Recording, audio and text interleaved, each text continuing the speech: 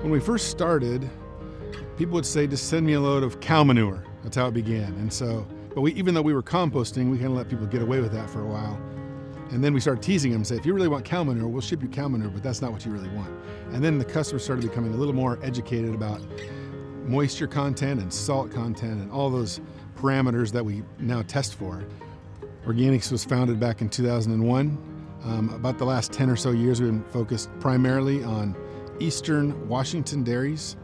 And we started out at one dairy, next thing you know it's two, and there was a time when we had 23 dairies at one point.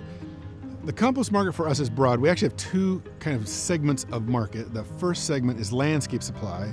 The second market that we have is geared toward the crop or basically large acreage grower. And it could be apples, potatoes, onions, just anything under the sun. Anyone who's growing something is now buying compost in some fashion.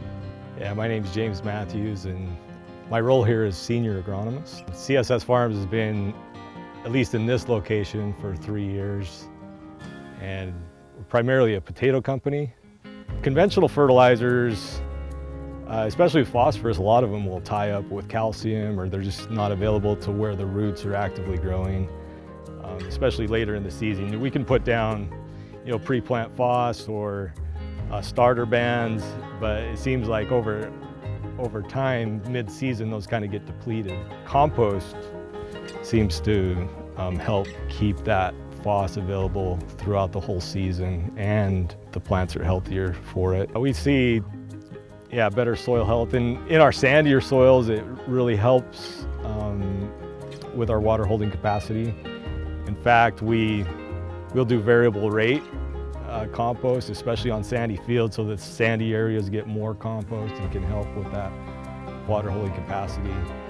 We found that when we're talking about such large quantities of product, that it makes sense instead to try to source the material at different dairies. Now we go to a dairy who has, for example, a separated solids product. That may be a specific product for a client, and he only gets product from that location.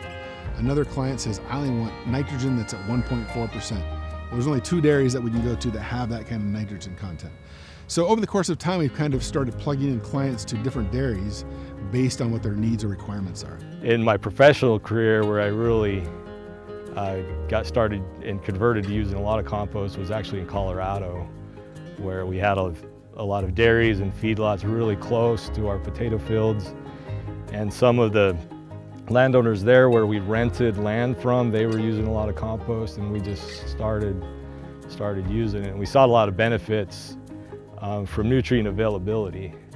Fields that we put compost on, they're less susceptible to erosion, both wind and water, just because that organic matter, the organic material is holding that soil. It helps to create the soil particles that help soils to drain and be healthy. Safety and predictability are a huge factor, especially safety. So the EPA established rules years ago on biosolids on what was considered compost, and it was mostly based around safety. So they came up with this number of 131 degrees Fahrenheit, which is the standard now essentially used for everyone who's composting, especially in rows or outside. So we kind of go through a series of tests. One is to make sure that it's safe. Secondly, is it a good product to be used in the ground? As a whole, it's probably 50 or 60% of our nutrients come from compost now, especially on the potatoes. I would forecast needing a little less compost, but a lot less conventional fertilizers once the native fertility is built up. So as the clients have become more and more sophisticated about what they're trying to do with their plants, certain clients have asked us to cut back on products. For example, there's times when they don't want too much potassium with apple trees. Apparently it causes too much coloring or something like that.